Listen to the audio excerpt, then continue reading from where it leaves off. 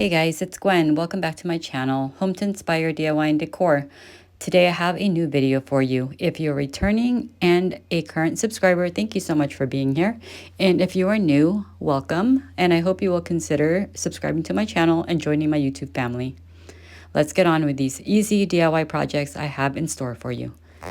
The first project I have is this really cute sort of fairy garden inspired cloche decor. I am using these Dollar Tree cloches. These are plastic and I'm just giving it a good dusting since they have been in my craft storage for some time. Before you paint any surface, you want to make sure that you do clean it off, making sure that you have no dust or debris on the surface. The first step is to take a paint color of your choice. I'm going to go ahead and use this ivory chalk paint in the Waverly brand. And I'm going to use a sponge dauber. I started using a sponge dauber only because I do like the texture that it gives, but you can use like a paintbrush if you don't want any type of texture. However, just keep in mind that when you do use a paintbrush, and since you are painting on a plastic surface, you will have a tendency to rub off that paint as you are brushing back and forth. So just bear that in mind when you are using a paintbrush, which is why when it comes to painting plastics, I do opt to use some type of sponge applicator or a sponge dauber. However, I did have to switch over to a different type of sponge brush, just these really inexpensive ones that you can find at Dollar Tree or any craft stores. And the reason I switched over is because it has a longer handle than that original sponge dauber that I was using. So that would have been ideal had this handle been longer, but I did have to switch off to this, to the typical sponge paintbrushes that you see, like the foam brushes. And I did want to continue to create texture in this piece and the inside. And as you can see, I am painting from the inside of the plastic cloche, not the outside. And the only reason I did that was because I will be using some of these really cute butterfly themed rub-on transfers by Redesign. And I just feel like rubbing on these transfers onto a clean surface where it has not been painted, it works out a lot better. So I decided to go this route. However, if you decide that you wanted to paint your project from the outside, I'm sure it would work just as fine, but sometimes the transfers do have a difficult time transferring, if that makes any sense. So that is the reason why I decided to paint it from the inside. And originally my idea for this piece was to create the texture that I was trying to achieve by using that sponge dauber and making deliberate spaces in the paint so as not to create like a smooth finish. Ultimately, I did want to use this as some kind of like lantern. So that is the reason why I wanted to create like deliberate spaces in between my paint, so that when I do add like some fairy lights inside of this cloche, you are able to see the light coming through the paint, if that makes any sense. So you can paint less if you really want that light to come through, or you can use a lighter paint color. But either way, it makes such a nice decorative piece, just, with the butterfly transfers all over. I think it's so pretty. Now you can use the same idea in principle using different types of transfers if you have a different theme in mind. But I do like the look of these butterflies, and I think it's perfect, especially if you're trying to create some type of like fairy magical, mushroom aesthetic, which, by the way, the second DIY of this video will revolve around mushrooms. So stay tuned for that. So I am continuing to just choose the butterfly size and colors and shapes of my choice. This particular transfer pack did come with a good variety of different colored butterflies, but I decided to go with different colored ones that I thought were pretty and would coordinate well.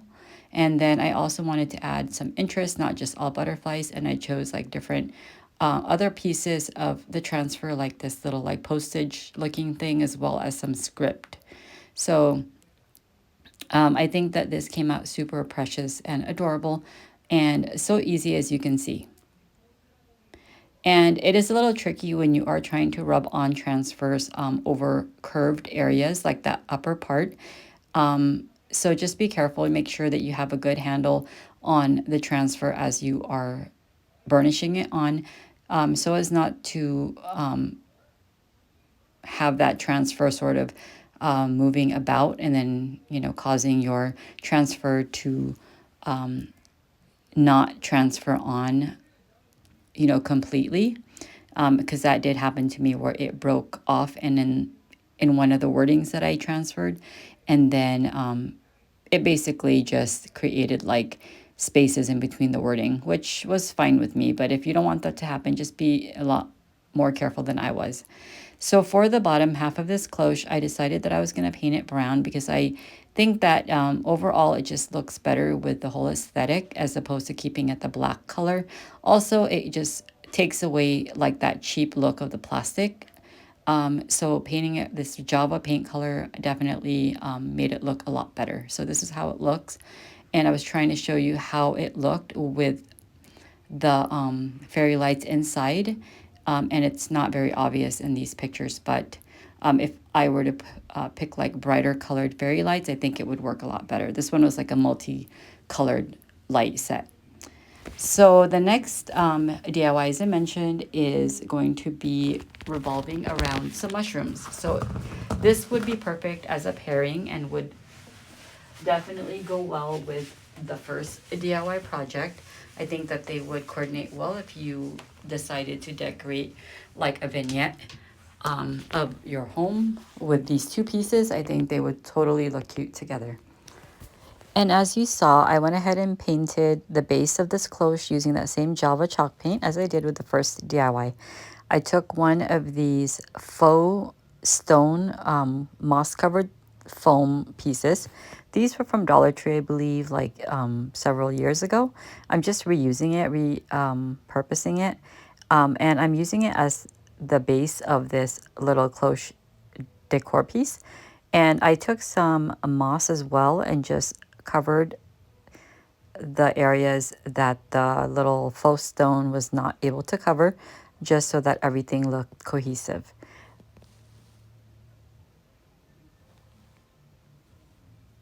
This was super easy to do. I just went ahead and filled all that extra space just so that, like I said, everything just ties in together and you couldn't see any of that plastic base.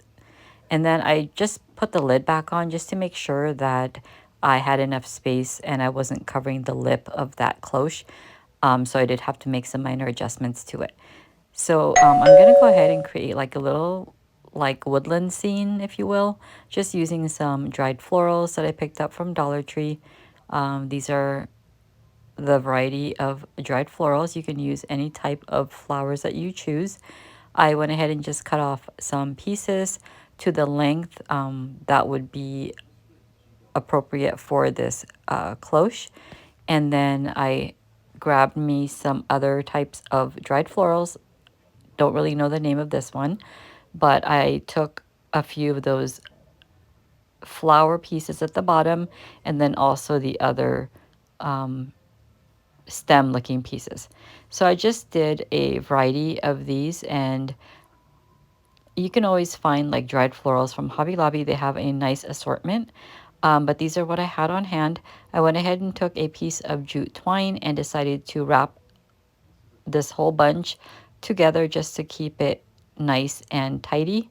And that way when I go to hot glue this down into that foam rock or stone, whatever you want to call it, it's just easier to go ahead and glue that down as one piece. So I did take my scissors here, just sort of digging a little hole inside that foam, because this is just a piece of like styrofoam, and I'm just, making a hole big enough for my stem pieces to go into, making sure that I add a little hot glue just to hold everything down into place. You can also use the tip of your hot glue gun and just poke that through directly into the foam, and it will melt right through that foam. And then you can go ahead and squeeze some hot glue into the hole. So that works out just as fine as well. And that's exactly what I did to add all the other little stray pieces of florals to the bottom part of this foam, and just stuck the tip of my hot glue gun, basically just creating the spaces that I needed to insert those flowers into. So this was super easy, and like I said, this literally took minutes. It's so quick to make, but it's such a cute little fun piece as well. And this would tie in nicely if you use it to decorate like an area using the first project that I showed with the butterfly transfers.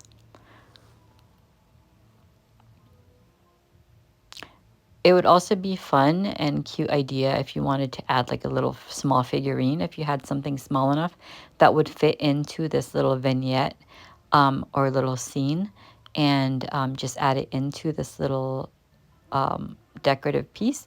I think that would be super fun, because Dollar Tree carries a lot of those fairy garden accessories, and some are small enough that you would probably be able to fit in here. You'd probably have to be really selective as to what size you choose, but that would be a nice little addition. But here I'm just going to go ahead and add these cute little mushroom picks that I had on hand. I believe they came from Dollar Tree. Not quite sure because they were out of the packaging already and they were just stored in my little bin. And I'm just going to make adjustments to the skewer, making sure that I have them to the length that would fit underneath this cloche. And I thought 2 was just perfect to fit in to this little scenery. And that was pretty much it for this little decorative piece. I thought that was super easy and fun to do. And you can go as crazy as you want with decorating this piece and making it more elaborate, or you can just keep it simple like I did, and I think it turned out super cute. I hope you guys like this idea. These 2 projects came together super nicely, and hope you guys enjoyed that one. Let's move on to the third DIY.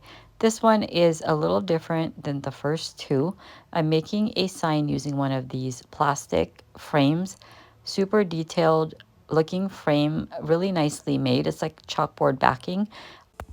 And Dollar Tree does carry like this rectangular style as well as more of like an oval shape. But for this DIY, I'm going to go ahead and use this rectangle piece.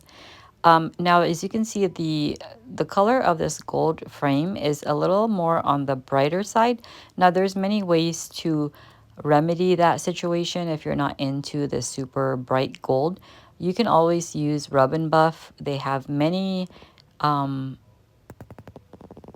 colors and variations of the metallics that they carry. Like they have more of like antique gold or European gold. They also have black, copper. There's so many variations of the metallics that Rub and Buff carries, and I thought about using the antique gold that I have, but I wasn't sure if it was going to make too much of a difference, so I decided to go a different direction. I am using this black wax by DIY instead, using my sponge dauber. So it did add a little bit more depth and darkness to this, just muting this gold down just slightly. And then I like the way that the black wax sit nicely into all of those grooves and all of the detail of this frame. So, you know, I do like how this came together. So all I did was just brush over all of the rough parts, which is all of the detailed edges of this frame, and then I took a clean napkin and just rubbed off the excess, and anywhere that I thought needed more dark wax is where I just sort of kept adding into it, like, and I did have to push down hard in certain areas where I wanted that dark wax to sit more deeply into the grooves, and then I just wiped it back, and I like the way that the black settled into those grooves. Now here I'm showing you this vinyl decal that I created on my Cricut cutting machine, and I had a different idea for this. Originally I was just going to use the part that I actually weeded out, and then just apply the vinyl directly onto the chalkboard. But then I had a change of heart, and I decided to use the backing part. I don't know if you would call this the negative space of the decal instead, and then decided to just use it as a stencil. Now, because it is a black chalkboard backing, you know, you literally have to use like some kind of white. But I find that when you apply paint onto like chalkboard backing, it doesn't necessarily pick up on the paint color that well. So I decided I was going to experiment with something different. I'm essentially still stenciling this, so to speak, but instead I am utilizing rub and buff to do so. And I'm using that antique gold color that I mentioned earlier, just using my fingertips to get into all of the spaces, making sure I have good coverage. You can also use a brush. If you have a makeup applicator sponge, you can use that as well. But I do like to use my fingers often when I'm using rub and buff. I'm not sure why. I feel like I have more control when I do that. So here I'm just pressing into the open spaces, just making sure that I cover it entirely so as not to miss any of the words or any of the designs. So after I have the entire space of this decal, or this stencil we're calling it, fully covered, then I go ahead and remove that decal and then reveal the design.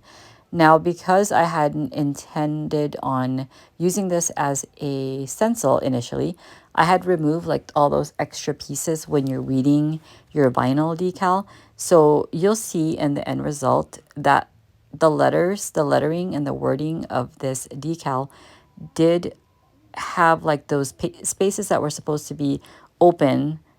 They were colored in, if that makes any sense. I hope you know what I'm talking about. So basically, when you have like letters such as D or P, anything that has like that little cutout opening, or should have that little cutout opening, did not have one in this case because I hadn't intended on using it as a stencil, but did so as an afterthought. So now I ended up with colored in spaces. So it still looked good to me, so I wasn't too bothered by it. So I just went ahead and kept going on with this idea. So you could go so much more into decorating this into more detail if you wanted to, but I wanted to keep it as simple as possible because I do tend to have a habit of over embellishing, if you will. I do like to, you know, decorate any like open spaces, open areas. That's just how I am. But I decided, you know, I'm going to use this cute little butterfly that I picked up at Hobby Lobby recently. It was on clearance and it was like in their, that section near like the wedding section, but it's where they have all their like mini flowers and things like that. But I thought that was such a cute little addition. I just hot glued that to the corner and I love it. So the final DIY that I am sharing is going to be a Mother's Day idea, or you can keep it for yourself. I took this house like shiplap frame that I've had in my stash for maybe a few years. It came from Target originally. I decided I'm going to finally use it, and I created like this decal on my cutting machine once again. This is just like a free SVG that I found online, and I just went ahead and cut that on my machine. Now you'll see here that it has different descriptive words like to describe your mom, and then the word mother is gonna be seen somewhere in between all the wording, and you'll see that here in the end result. But basically I took two different colored vinyl and two coordinating colors. One is green, one is pink. Pink is what I chose to cut my word mother out of, and then the green is what I used to create all, or to cut out all of the descriptive words. And this one couldn't be easier. Like, this literally is such an easy DIY. You get yourself a cute little frame. You cut out like a nice decal, or you can even use stickers or print something out. Like if you have a printer, print something out and use decoupage medium like Mod Podge. But in this case, I like this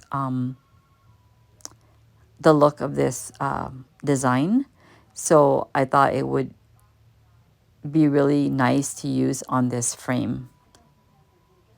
So I went ahead and just applied this decal onto this frame, just trying to decide on where exactly I wanted to place it. And then, like I said, it was super easy to do.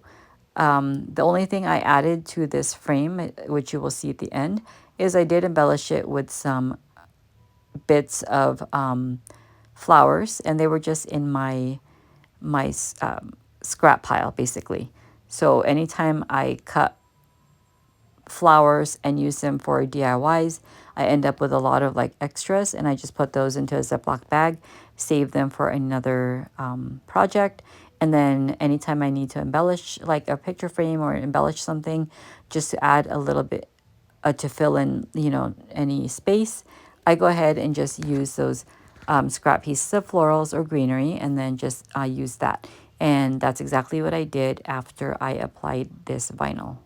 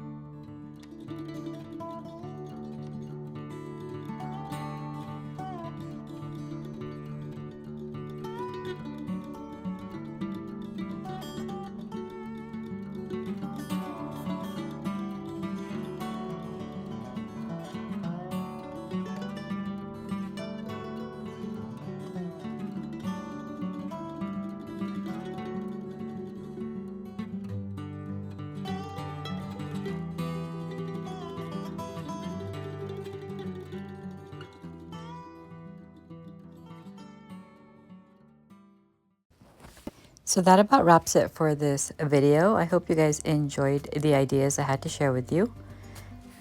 Please give me a thumbs up if you did. And as always, I appreciate you for being here. And if you haven't subscribed already, please consider subscribing. I'd love to have you join my YouTube family. Thanks again for joining me today, and I will see you in my next one. Bye, guys.